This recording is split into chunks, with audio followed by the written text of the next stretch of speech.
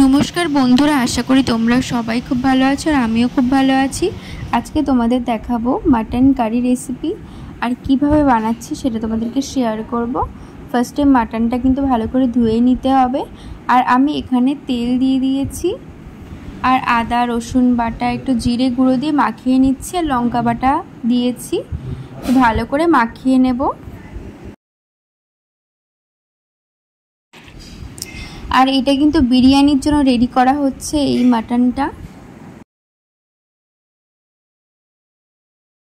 ভালো করে মাখিয়ে নেওয়ার পর এখানে পেঁয়াজ বেরেস্তাটা আমি করে নিয়েছি আর এখানে দেখো আলু ভাজছি।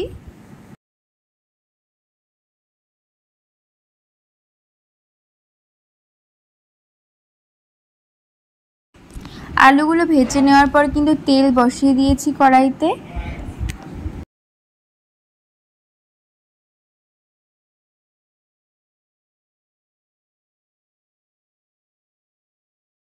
কড়াইতে তেল গরম করে দেওয়ার পরে মাটনগুলো ছেড়ে দিলাম কড়াইয়ের ভেতরে।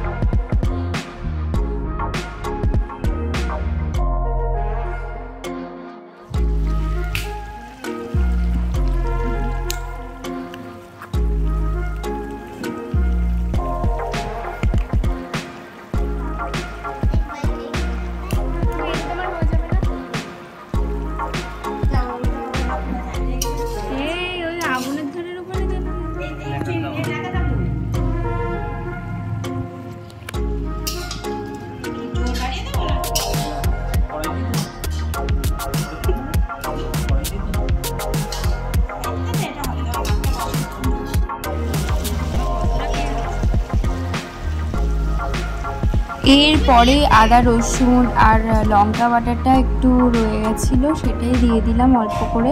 তারপরে ভালো করে কষিয়ে নিলাম।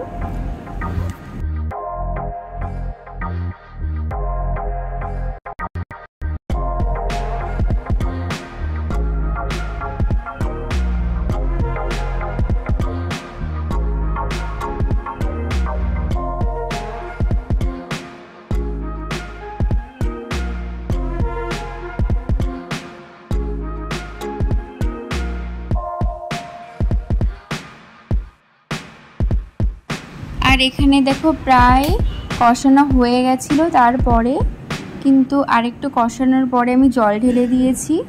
জল ঢেলে দেওয়ার পরে সিদ্ধ হতে দিয়েছি। আর এটা পুরোটাই কড়াইতেই হবে, প্রেশার কুকার আমি ইউজ করব না যেহেতু অনেকটা মাটন।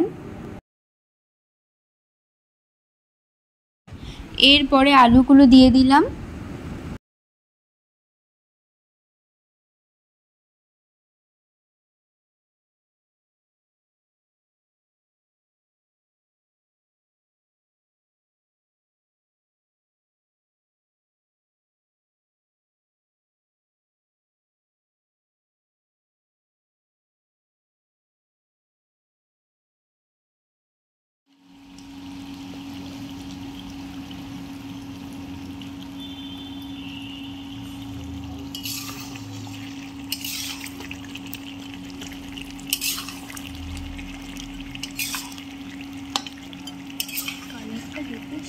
দেখো পুরোপুরি কষে এসছে।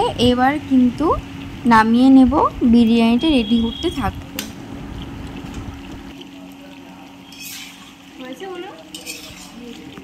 কেমন লাগছে?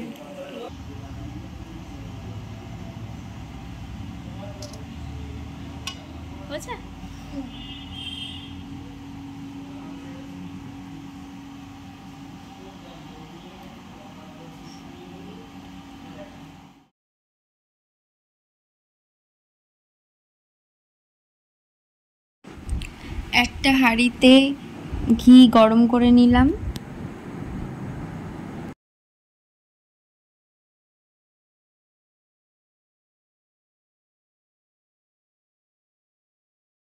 মাটন কষা দিয়ে দিলাম, তার উপরে দিয়ে দিচ্ছি ভাত।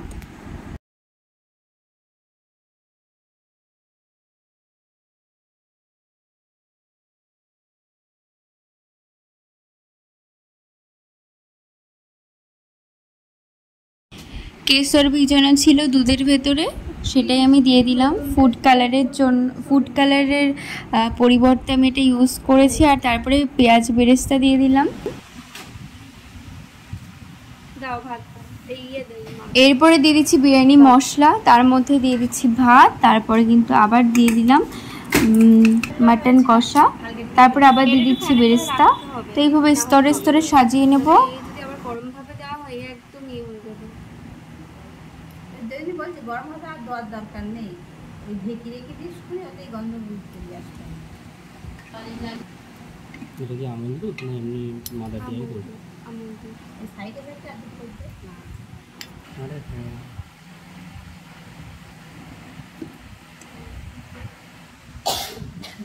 বললে মা আজকের দিনটা একটু আগের দিনও বলো ওই বিরিয়ানির চাল বলো সব আমি করেছিলাম। না না তুমি কোথায় ছিলে? আজকে জানো যে একটু ভালো করে করতে হবে, তাহলে কেন এরকম?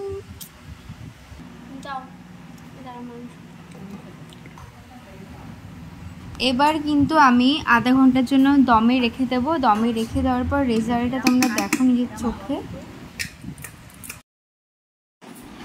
এই যে দেখো কত সুন্দর হয়েছে, পুরো ঝুরঝুরে। আর এইগুলো ছিল মেনু, খুব ভালো ভালো মেনু ছিল।